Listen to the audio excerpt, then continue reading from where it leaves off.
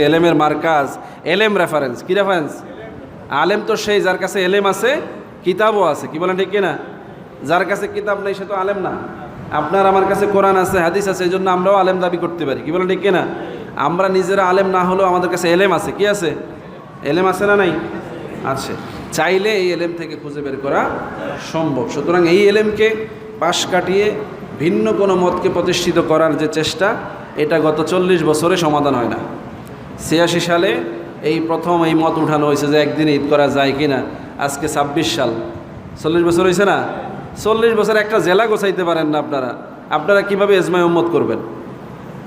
এরকম সিদ্ধান্ত ইসলামে হয় না। দেখেন আজকে গোটা পৃথিবীতে 80% মুসলমান একমতে আছে যে তারা তাদের ভূখণ্ডে চাঁদ দেখবে, রোজা রাখবে, চাঁদ দেখবে, ঈদ করবে। এটার ব্যাপারে সবাই একমত। মাঝে মাঝে যদি কেউ কোনো রকমের চিন্তা করে তাহলে বোঝা গেল এটা তাদের ভুলের মধ্যে হয়তো ইজমা হচ্ছে, এটা সঠিক সিদ্ধান্ত না। আল্লাহ পাক আমাদের সবাইকে হেফাজত করুন, সকলে বলে আমিন।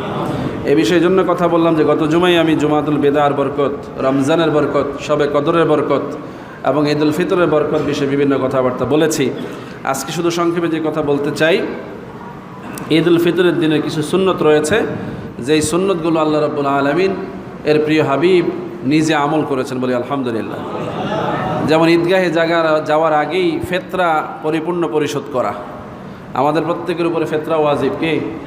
যেই শিশুটা ঈদের নামাজের পূর্বে জন্মগ্রহণ করবে তার উপরও ফেতরা ওয়াজিব। ফেতরা কি হিসাবে দিতে হয়?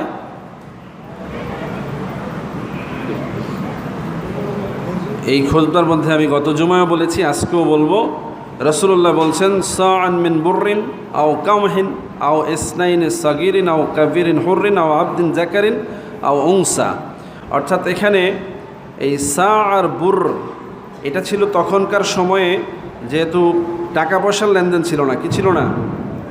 টাকা পয়সার লেনদেন ছিল না। তখনকার সময় খাদ্য আদান প্রদান হতো। কি? খাদ্যের হিসাবে লেনদেন হতো। তো রাসূলুল্লাহ সাল্লাল্লাহু আলাইহি সাল্লাম জব, গম আর খেজুরের মূল্য ধার্য করেছেন। কিসের? জব, গম, খেজুর। এই তিনটা খাবারের দ্রব্য মূল্য হিসাবে বা পরিমাণ হিসাবে ফেতরা দিতে বলেছেন। আপনি যদি টাকা না দেন তাহলে ওই পরিমাণ খেজুর দিবেন, অথবা গম দিবেন, অথবা জব দিবেন।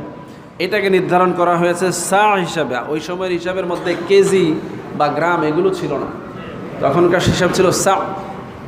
সা মানে হচ্ছে নির্দিষ্ট একটা পাত্র আছে তাদের ওজন করা, ওইটাকে এক সা বলতো। আমাদের দেশে দেখবেন প্রত্যেকের ঘরে মগ আছে, চাইল মাপার আছে না? এইটাই তাদের ওজন, তারা কোনো কেজি মাপে না। এটা